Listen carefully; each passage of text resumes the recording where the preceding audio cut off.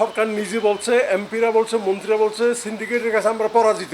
আসন্ন বাজেটে শ্রমিক কর্মচারীদের জন্য বিশেষ বরাদ্দ ও সব সেক্টরে কর্মচারীদের জন্য ন্যূনতম মজুরি 23,000 টাকা করার ঘোষণা সহ 6 দফা দাবিতে শ্রমিক কর্মচারী ঐক্য পরিষদের উদ্যোগে চট্টগ্রামে সংবাদ সম্মেলন করেছে শ্রমিক কর্মচারী ঐক্য পরিষদ স্কোপ। আজ মঙ্গলবার সকালে নগরীর একটি রেস্টুরেন্টে এই সংবাদ সম্মেলন অনুষ্ঠিত হয়। এ সময় লিখিত বক্তব্যে বক্তারা বলেন, স্মার্ট বাংলাদেশ তৈরিতে 2041-এ সুখী সমৃদ্ধ বাংলাদেশের লক্ষ্যে একটি শ্রমিক বান্ধব সমাজে তাদের অধিকার প্রতিষ্ঠা করতে হবে। সময় অনুযায়ী 5 বছর অন্তর মজুরি বোর্ড গঠন করে নিম্নতম মজুরি ঘোষণার বিধান থাকলেও অনেক সেক্টরে এক যুগের পার হলেও পূর্বের মজুরি বহাল রয়েছে। অনেক সেক্টরে ঘোষিত মজুরি বাস্তবায়ন হয়নি।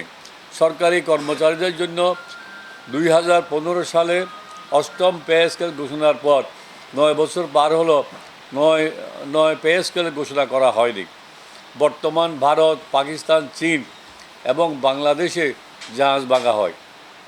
এইসব দেশের সাথে প্রতিযোগিতা করে বাংলাদেশ বিগত 5 বছর জাহাজ ভাঙায় প্রথম স্থান ধরে রেখেছে।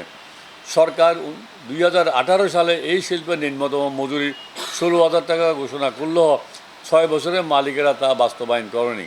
নতুন শিল্প অঞ্চল স্থাপন, কর্ণফুলী টানেল, বে টার্মিনাল, এলিভেটেড এক্সপ্রেসওয়ে ইত্যাদি নির্মাণের মাধ্যমে নিকট ভবিষ্যতে চট্টগ্রামে বিশাল কর্মযজ্ঞ শুরু হবে। ডিমের সিন্ডিকেট, আলু সিন্ডিকেট, তারপরে যে চাউলের সিন্ডিকেট, মানে এই সিন্ডিকেটে ভরা আর কি।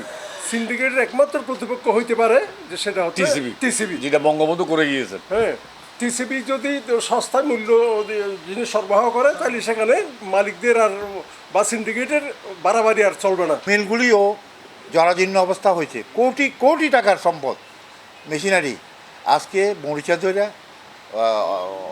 অকেজ হয়ে পড়ে আছে।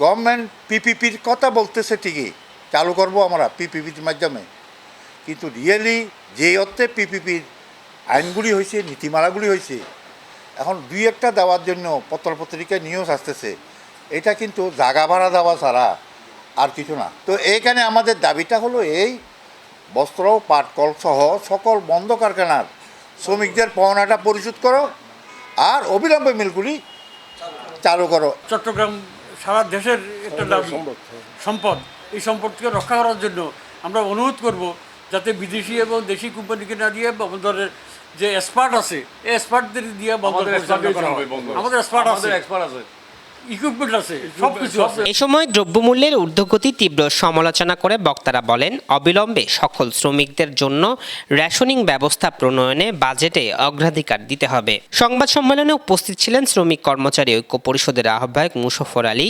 যুগ্ম আহ্বায়ক মোহাম্মদ খোরশেদ আলম, রবিউল হক শিমুল সহ জাতীয় শ্রমিক লীগ, জাতীয় শ্রমিক দল, ট্রেড ইউনিয়ন কেন্দ্র, labour federation, trade union Congress, Bangladesh জাতীয় শ্রমিক ফেডারেশন, শ্রমিক জোট, ট্রেড ইউনিয়নের সদস্যরা উপস্থিত ছিলেন। শ্রমিকদের ন্যায্য অধিকার প্রতিষ্ঠায় বাজেটে সকল স্তরের কর্মীদের চাওয়াগুলো বাস্তবায়নে বাজেটে বরাদ্দ রাখার আহ্বান জানায় শ্রমিক নেতারা। জুলকার নাইন, দৈনিক আজাদী।